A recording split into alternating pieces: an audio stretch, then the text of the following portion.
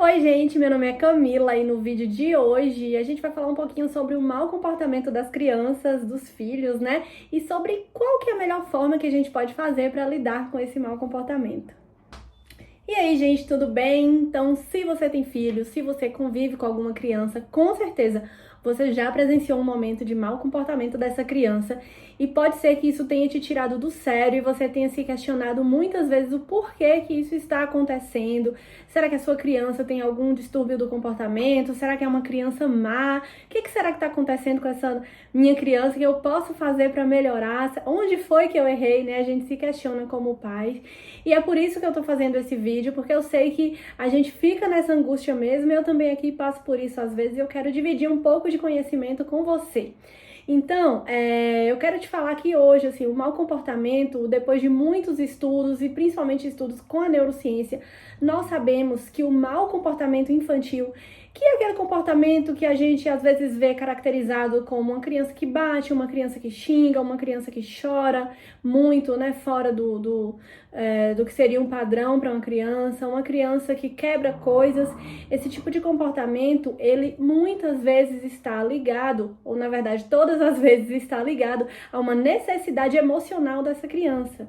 Então, por trás do mau comportamento existe algo que está acontecendo de errado com essa criança e ela ainda não sabe expressar direito de outras formas, por isso acaba tendo comportamentos desagradáveis aos olhos do adulto. Infelizmente, né, gente, muitas vezes quando as crianças têm mau comportamento, o que a gente dá em troca para elas são situações de xingar, de brigar, de dar bronca, colocar de castigo e até mesmo em alguns casos, até hoje em dia ainda tem gente que bate na criança, né, que é uma coisa que não pode, inclusive é ilegal de se fazer.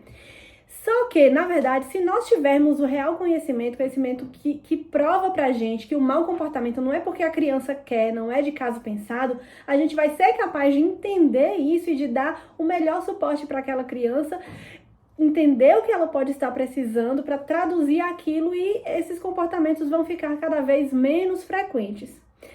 Você precisa entender, então, que nós nascemos com um cérebro imaturo. Isso é a base para entender mau comportamento de criança, como as birras, por exemplo, né? A birra nada mais é do que uma resposta a uma frustração muito importante para aquela criança. Ela vai lá e faz uma birra. Por exemplo, quando a gente tá com sono, a gente boceja. O bocejo é uma resposta física a uma necessidade física. O mau comportamento é uma resposta emocional a uma necessidade emocional. O exemplo de um mau comportamento são as birras, né, que eu acabei de falar, que geralmente ocorrem por conta de frustrações. Então, sim, nós temos esse cérebro imaturo que só vai atingir a parte emocional do nosso cérebro, né, que é o córtex pré-frontal, só vai atingir a maturidade por volta dos 25 aos 28 anos. Então, até lá, sim, nós somos seres imaturos, seres que têm alguma dificuldade para lidar com as emoções. E seria importante para todo mundo que tem o cérebro imaturo ter um cérebro maduro do lado para ajudar a regular essas emoções. Claro que na vida adulta isso muitas vezes não é possível, mas nós, com as nossas crianças pequenininhas, ainda aprendendo tudo sobre a vida, ainda formando toda a sua construção emocional, de caráter, de tudo, nós somos o cérebro maduro para dar esse suporte e regular essas emoções. Então, gente, como que a gente enxerga o mau comportamento na criança, né? Quando eu digo mau comportamento, como geralmente ele se expressa? Através de, como eu já citei até anteriormente, birra, agressões, né? Como mordidas, tapas, palavrões, agitação. Só que, na verdade, é como se fosse um código. E a gente, sendo adulto, deveria ser capaz de traduzir esse código. Geralmente, se a gente traduzir, a gente vai lidar com situações como sono, fome, que sim, são necessidades físicas que também podem ter manifestações emocionais na criança. Qual é a pessoa que nunca viu uma criança quebrando tudo e a mãe simplesmente fala, é sono? Essa mãe não tá errada, ela conhece a criança dela, isso pode acontecer.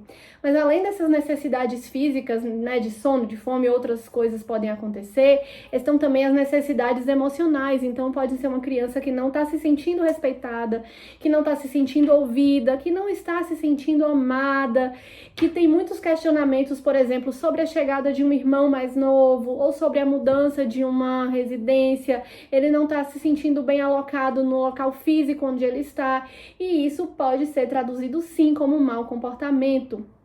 Nosso cérebro não consegue, ainda quando a gente é criança, sentir, entender aquela emoção, seja de frustração, de raiva, de tristeza, qualquer emoção negativa que vem diante dessas necessidades, e conseguir ainda controlar, falar, não, eu tô sentindo tudo isso, mas eu não vou descontar no outro, eu não vou ter atitudes consideradas ruins na sociedade.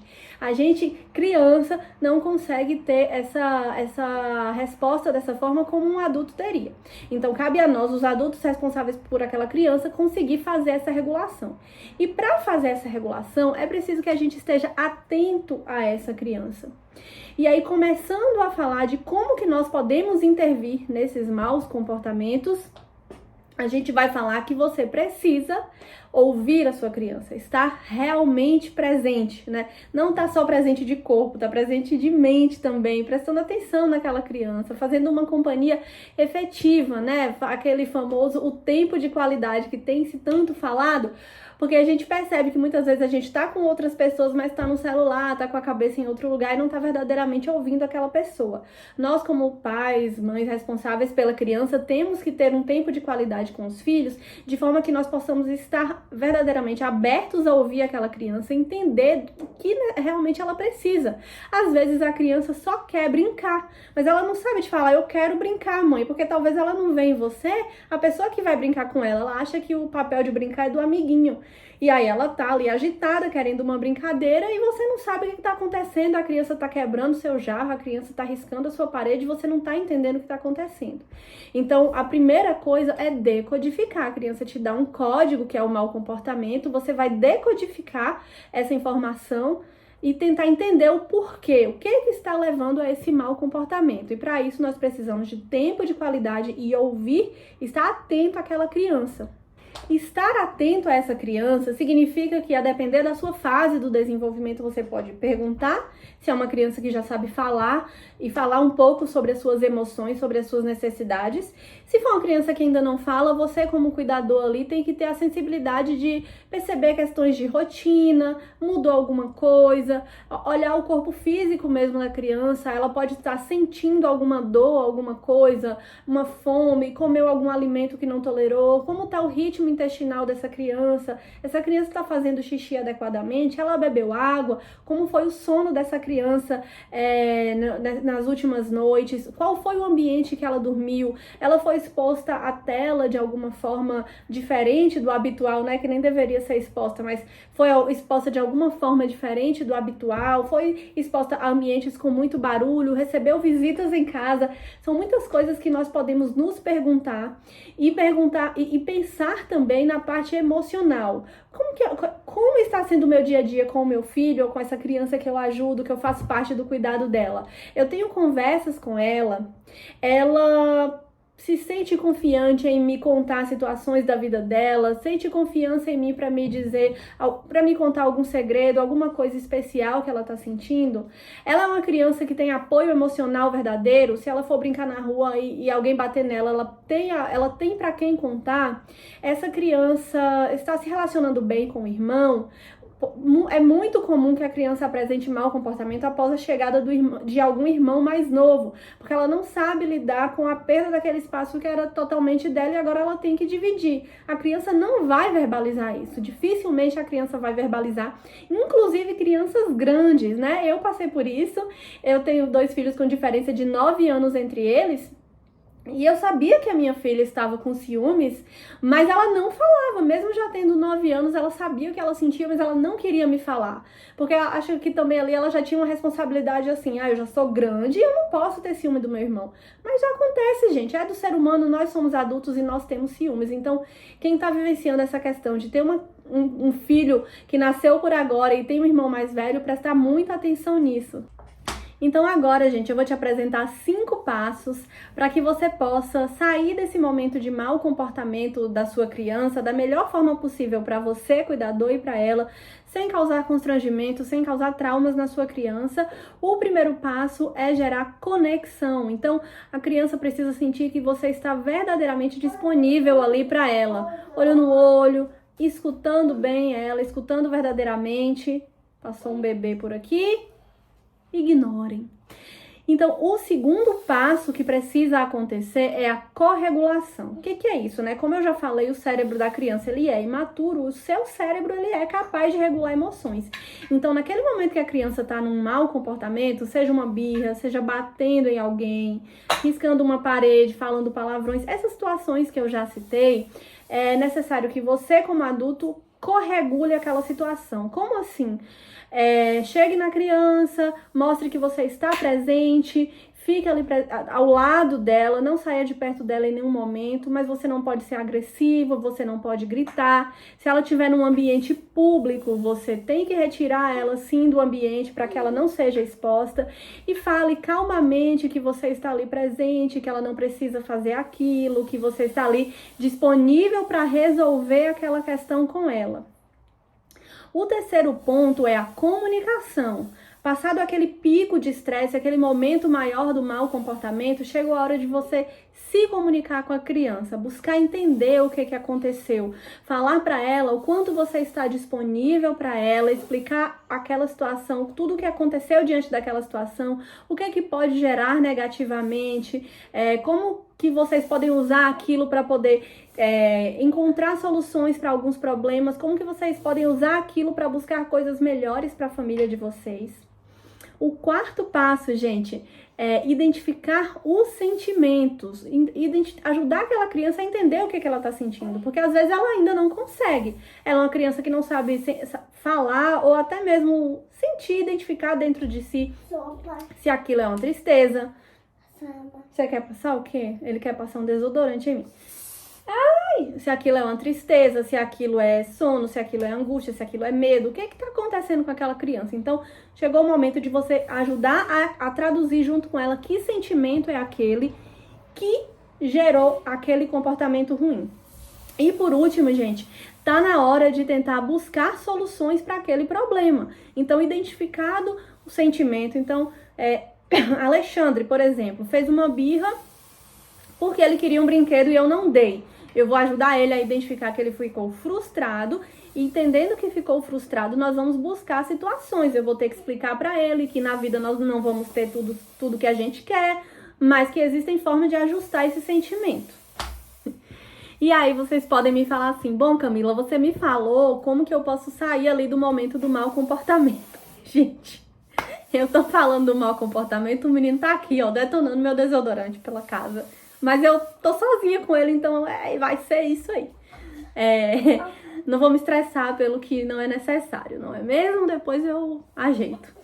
Então, eu falei pra vocês como que eu saio do momento, assim, do mau comportamento, mas eu quero falar também sobre como que a gente pode evitar que essa criança tenha tantos momentos de mau comportamento, né? Vamos prevenir, vamos dizer assim, o mau comportamento. E aí eu vou falar dos 4 P's. Bom, o primeiro P vai ser a proteção. A sua criança precisa, todas as crianças, gente, deveriam se sentir protegidas para ser quem elas verdadeiramente são, perto das pessoas que cuidam delas.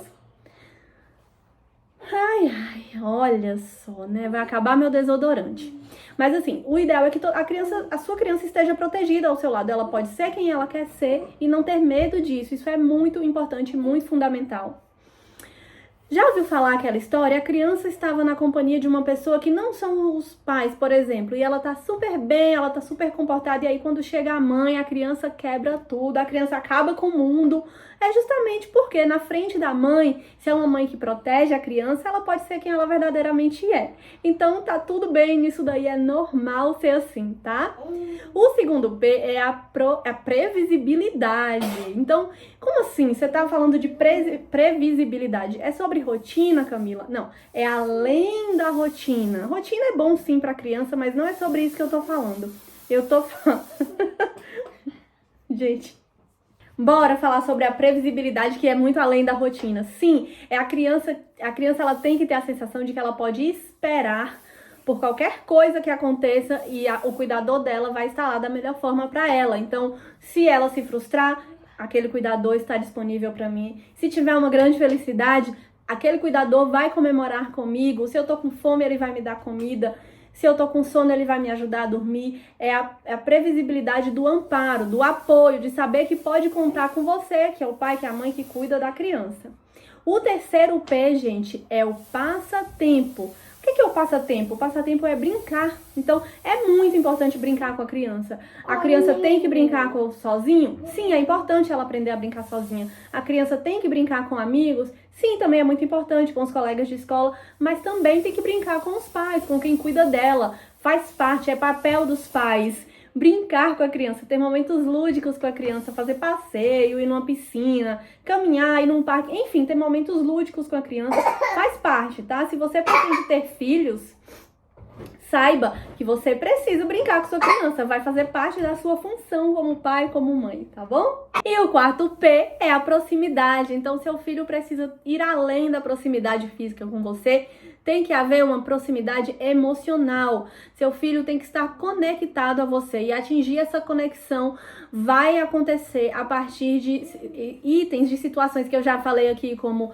o tempo de qualidade, a escuta verdadeira, o olho no olho, isso vai gerar proximidade. Então, realizando esses 4 P's, quer dizer que seu filho nunca vai ter mau comportamento? Não, ele vai ter, mas esses momentos de mau comportamento vão acontecer com menos frequência, provavelmente, porque ele vai ter o que ele precisa, ele vai ter um amparo emocional, ele vai ter menos situações de frustração, de não se sentir ouvido, não se sentir amparado. Isso vai gerar menos momentos de mau comportamento.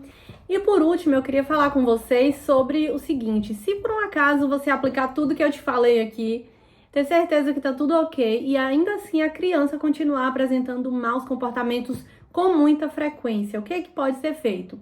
Aí, gente, eu te sugiro que você procure uma terapia, um psicólogo, alguém que possa ajudar com você a investigar algo mais profundo que possa estar acontecendo, seja no seu ritmo familiar, alguma coisa que está acontecendo especificamente com a criança, tá? Oi? O peixe não tá aqui. Você quer que traz o peixe pra cá, é? É? Ah, então eu vou pegar. O peixe da minha filha mais velha não tá aqui, ele estranhou. Então é isso, gente. Se você gostou deste vídeo caótico, com este bebê me chamando a todo tempo, eu já vou, meu amor. Por favor, dê um like no vídeo, espero ter te ajudado. Tudo isso tudo que eu falei aqui tem base científica, tá? Não falei nada da minha cabeça, tudo isso é ciência. Se você gostou, então deixa o like no vídeo, comenta se você já passou por algum momento assim, ou se você já viu alguma criança apresentando mau comportamento e ficou muito chocado com aquilo. Não se esqueça de se inscrever no canal para me ajudar e compartilha com quem pode gostar deste tipo de conteúdo. E só pela dificuldade aí para gravar, ó, eu merecia 2 likes. Então vai lá e dá o joinha. Um beijo, fica com Deus. Fui! Dá tchau, Xande!